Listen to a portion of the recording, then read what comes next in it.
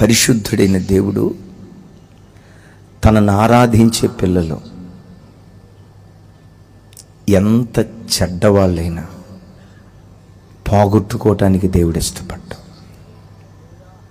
ఈ దేవునిలో ఉన్న గొప్పతనం ఏంటంటే, ఈ దేవుని పాదాలు పట్టుకొని ముద్దాడాలనిపించే గొప్ప గుణం ఏంటంటే, ఎంత చెడ్డోడిని కూడా వదిలిపెట్టుకోవటానికి ఇష్టపడ్డాడు. కయీను నరహంతకుడు. కయీను హేబేలును చంపిన సంగతి దేవునికి తెలుసా తెలియదా? హేబేలు రక్తం దేవుని సన్నిధిలో నేలలో నుంచి మొరపెట్టిందా లేదా? మొరపెట్టింది. కయీను హేబేలును చంపిన సంగతి దేవునికి తెలుసు. ఇవన్నీ తెలిసినా ఏమీ తెలియనట్లుగా కయీను దగ్గరకు వచ్చి అంటాడు, కయీను, నీ తమ్ముడైన హేబేలు ఎక్కడా? కయీను, నీ తమ్ముడైన హేబేలు ఎక్కడా? దేవా, కయీను హేబేలును చంపింది నీకు తెలీదా? తెలుసురా. హేబేలు రక్తం నేలలో నుంచి మొరపెట్టలేదా? మొరపెట్టిందిరా. మరి తెలిసినా మొరపెట్టినా ఎందుకు ఏమీ తెలియనట్లుగా నీ తమ్ముడు ఎక్కడా అని ఎందుకు అడుగుతున్నావు? ఈ మాట వింటంతోటే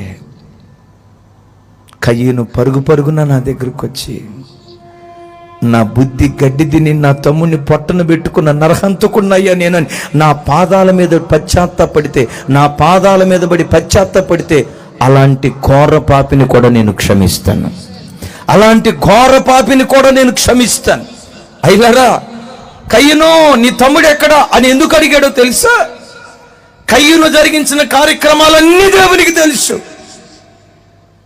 దేవుని స్వరం వినటంతో పశ్చాత్తాపడతాడేమోనని దేవుడు ఎదురు చూశాడు.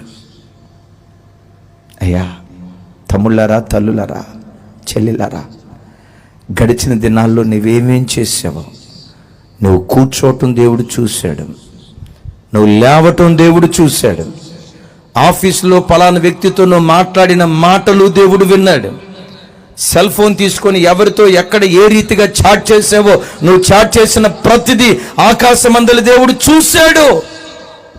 ఫోర్నోగ్రఫీ, సెల్ ఫోన్లో ఏ అశ్లీలమైన బూతు బొమ్మలు చూసావో, బూతు బొమ్మలు చూసి ప్రాణాత్మ శరీరాలను ఎలా నువ్వు మైలను పరుచుకున్నావో ప్రతిదీ దేవుడు చూశాడు. కానీ ఈ రాత్రి దేవుడు ఏం ఆశిస్తున్నాడో తెలుసా?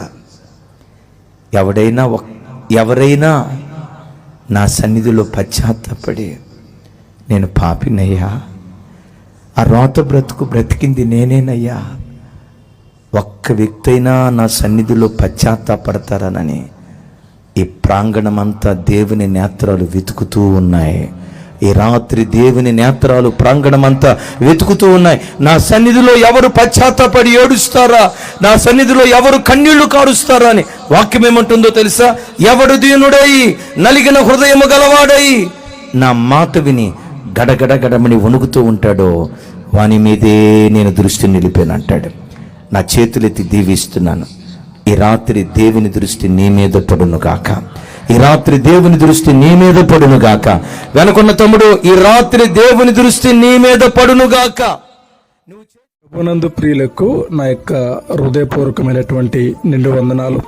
ఈ వీడియో చూస్తున్న ప్రతి ఒక్కరూ కూడా ఈ యొక్క ఛానల్ను లైక్ చేయండి, అలాగే ప్రతి ఒక్కరికి షేర్ చేయండి. తర్వాత ఈ ఛానల్ను తప్పకుండా సబ్స్క్రైబ్ చేసుకోండి. దేవుడు మీకు తోడై ఉండును గాక. God bless you all.